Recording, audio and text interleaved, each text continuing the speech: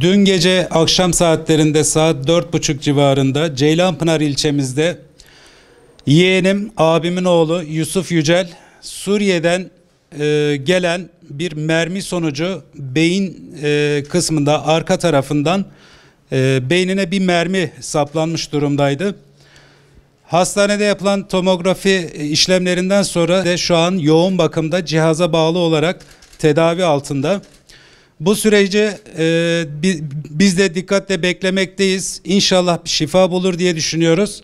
Bu süreçte İçişleri Bakanlığımız, Şanlıurfa Valiliğimiz, Ceylanpınar Kaymakamlığımız ve Sosyal Yardımlaşma Müdürlüğümüz konuya müdahil olup her türlü konuda destek olmaya çalışıyorlar.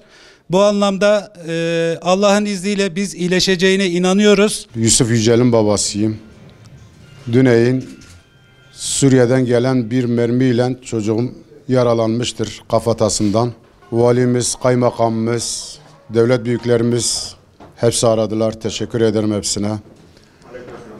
Yardımcı da oluyorlar. Her türlü yardımcı da oluyorlar. İnşallah çocuğumuzu kurtaracağız. Herkesten dua bekliyoruz. Annesi beni aradı. Dedi ki Mahmut çabuk koş hastaneye. Çocuğumuz dezgahın üzerinden, mutfak dezgahının üzerinden düşmüş. Kafa üstü. Kalktım, dükkandan çıkıp direkt hastaneye gittim.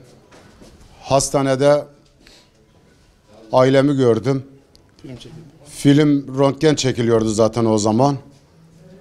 Doktor bey beni çağırdı, dedi babası gelsin. Ben gittim yanına. Doktor beyden sordum.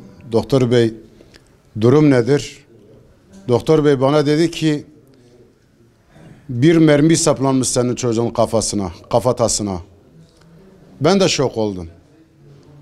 Yani biz dezgahtan düşmüş diye götürdük.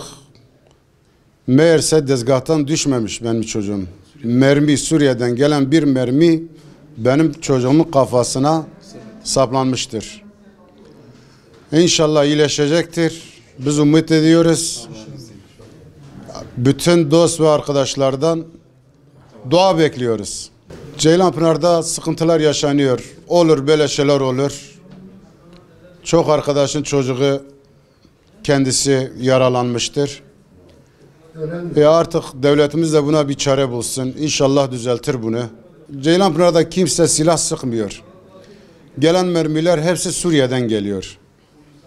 Yani birileri buna bir çare bulursa çok iyi olur. Çünkü sonuçta bugün benimki gitti, yarın başkasının çocuğu gitmesin. Dün akşam Ceylanpınar ilçemizde meydana gelen bu menfur olay hem ilçemizi hem Urfa'da yaşayan Ceylanpınarlara haddinden fazla hem üzmüştür hem rahatsız etmiştir. Benim temennim sınır ilçesinin dezavantajını bundan sonra avantaja döndürmek. Bir daha orada yaşayan insanlarımızın gözlerinin yaş olmamasını istiyoruz. Çocuklarımız korkusuzca sokaklarda, parklarda gezmelerini bekliyoruz. Devletimizin bize yapacağı en büyük hizmet bu tip olayların son verilmesi için de gerekiyorsa yapmalarıdır. Merminin geldiği adres belli ama vurulacak insanımız, ölecek insanımızın adresi belli değil. Bu milli piyango çekilişi gibi kime denk geleceğini bilemiyoruz. Hakikaten Ceylanpınar'da ve diğer sınır ilçelerde yaşamak çok ve çok zor olmuş. Hastanede yatan yavrumuza da Allah'tan acil şifalar diliyorum.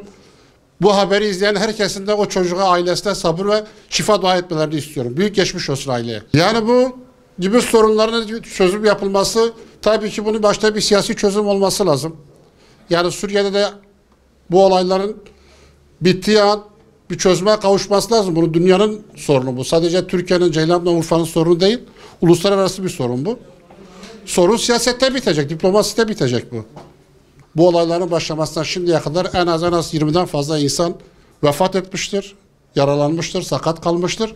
Son bulmasını istiyoruz. Bu sınır ilçelerin hem ticaretli hem sosyal yaşam her şeyine etki yapmaktadır.